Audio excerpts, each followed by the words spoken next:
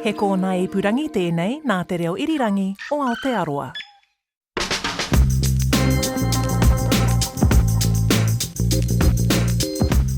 Who's going to miss out on the upcoming change in KiwiSaver contribution rates? How do donation credits actually work? And can you just write a will by yourself without needing a lawyer? That's some of what we're getting into on this episode of No Stupid Questions. Normal service has resumed after our Iran war pod last week, even if normal service in the world or for our oil supplies might not have yet. I'm joined by Justin Gregory. How you doing? This is actually our 23rd episode. Go us. Time flies when you're discussing pensions and messy family money dynamics, clearly. That means our 25th is upon us and we should do something special to mark the occasion. So we're asking what you would like us to get stuck into. Is it time for a special pensions extravaganza? Or maybe you've got even more burning questions about KiwiSaver or investment markets or anything to do with your money, really. So send us your ideas to questions@rnz.co.nz. First up this week, we have someone who wants to know about the changes coming for KiwiSaver. So just to quickly refresh your memories, from April the 1st, the default contribution rate for both employers and employees will rise from 3% to 3.5%. It's the first step in a few staged increases over a couple of years. And so that will happen automatically unless you've actively chosen to stay on the lower rate for a period of time. And our question about that is from Kim. She has a friend who is on a total remuneration employment agreement. That means they're paid a certain amount and then the employer and employee KiwiSaver contributions come out of that rather than being on top of their salary. Kim says, my question is, what happens when the employer contribution increases? Will the employee end up with less in their take-home pay? Unless employers are planning on giving employees a pay rise to cover this, it seems totally unfair for anyone on this agreement. Yeah, so this is one of the big problems with total remuneration contracts. We're all going to see our pay drop by about 0.5% when the increase goes through because the employee contribution is going to lift by that amount. But normally your employer is covering the increase at their end. But when you have a total remuneration contract, you're on the hook for both those increases. So in those situations, people will experience a 1% drop in their take-home pay. In my opinion, that's something we really need to get sorted out because it's such a disincentive for people to save more in KiwiSaver. And it goes against the whole spirit of the scheme, really. Yeah, I guess the higher the contribution rate, then the more disincentive there is for people with total remuneration packages, yeah. Yeah, exactly. And we're all pretty much in agreement that the amount we put into the scheme does need to rise over the long term, so this is working against us. Well, is anyone working on it? Is anything happening to address this? And how common is it? A few providers have called for a ban, and the Retirement Commissioner has also said she thinks that it should be something that should be banned. And it's actually really common, though. About half of all employers offer it for at least some of their employees.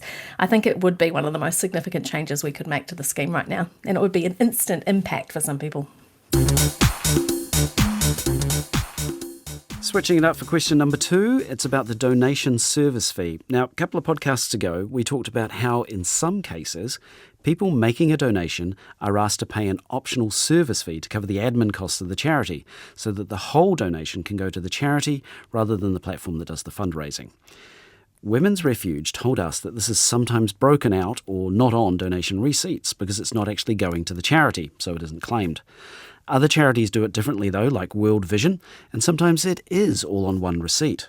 But anyway, the question this time is, can you get around that and make the whole thing definitely claimable by not choosing to add on the service fee but instead making a higher donation? So this covers the intended donation and the service fee, but in one amount. Alice, who is the person asking this question, also wants to know how the donation tax credit actually works. She says, I know I can get money back from my donations, but I don't really understand why or where it comes from. Good question, Alice.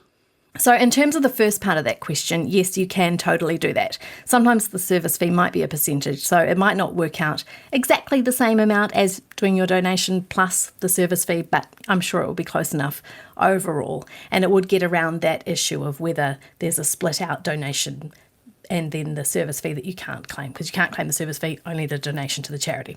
And for the second part, I went to our tax friend Robin Walker at Deloitte. She says the donation credit scheme has been through a few iterations over its lifetime.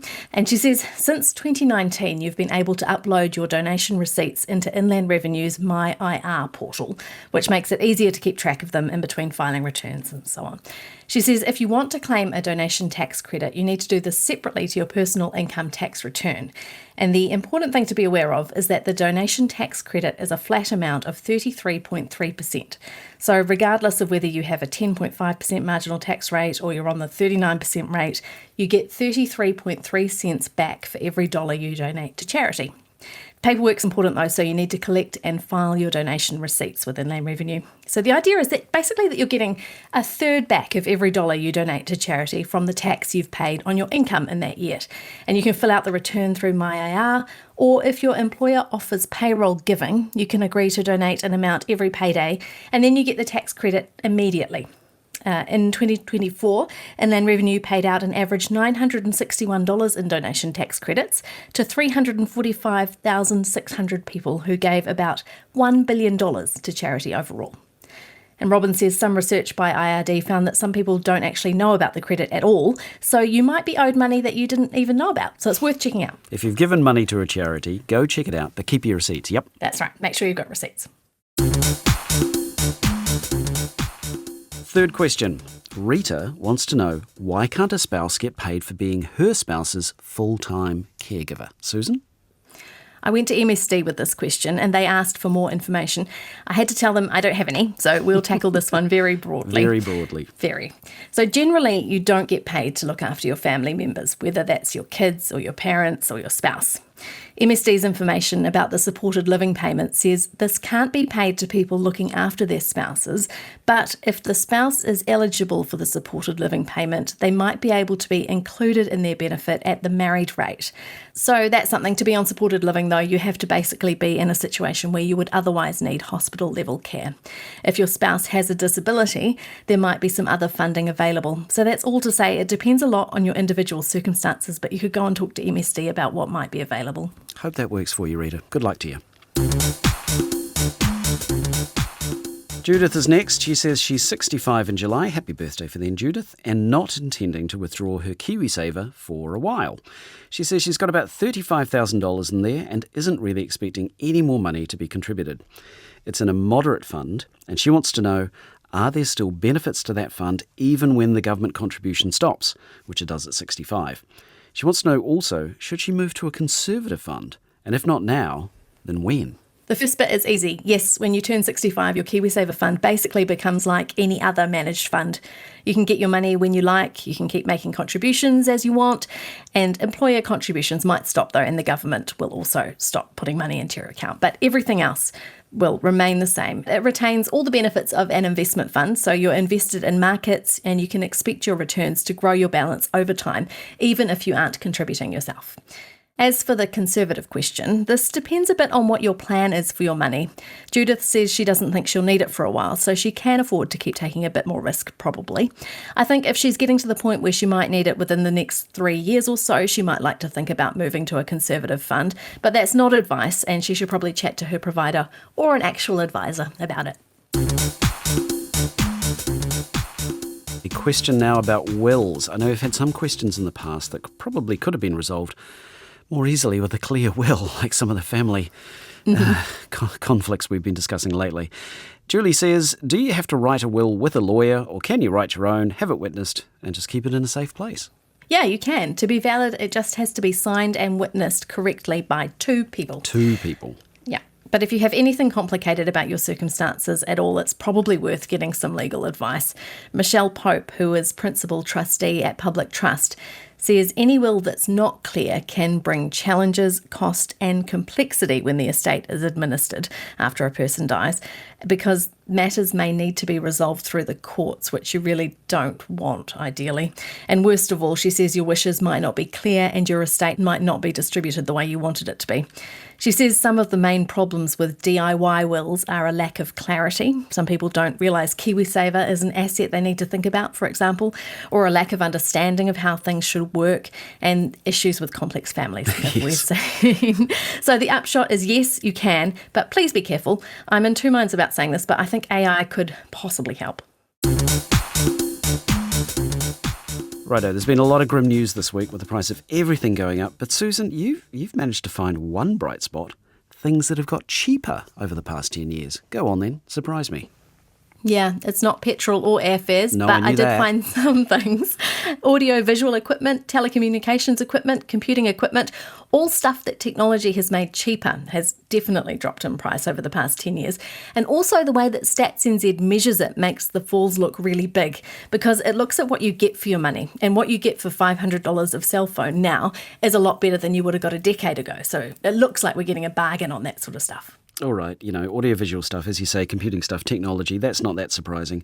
But there were other things that fell too that might be a little bit more surprising. There were. New cars came down in price. That could be a bit of that quality effect too, but perhaps also I wonder whether people are now wanting smaller cars because they don't cost as much to run, perhaps. ECE fees came down, which is probably due to the family boost policy coming in, and pharmaceuticals, probably due to the temporary removal of prescription fees. But bank fees also came down. It's pretty common now not to have to pay transaction fees for your everyday banking or checking your balance, that sort of thing, and that has saved some money. Interest rates on loans haven't come down though, have they? Well, no. All right, the week before last, we asked where the most expensive power is in the country. MB collects data on this, and in November, Kirikiri took this dubious honour with a power price of 48.5 cents per kilowatt hour, compared to 38.5 on Auckland's North Shore. Congratulations, Kirikiri. Not a price you want, but there you go. Top town. On energy alone, so not including the lines component, Greymouth and Westport were at the top. Wow, okay, surprise. So this week we're asking where household uptake of solar is highest. I know around me a lot of my neighbours have solar panels on their roofs now, as do we. Wellington might be different. Well, we need some sun first for solar, but there you go. Oh, you can wait and hope. Send your guesses, thoughts, predictions to questions@rnz.co.nz, as well as any money questions you might have. Bye for now. No Stupid Questions with Susan Edmunds was written and presented by Susan Edmunds. That's me.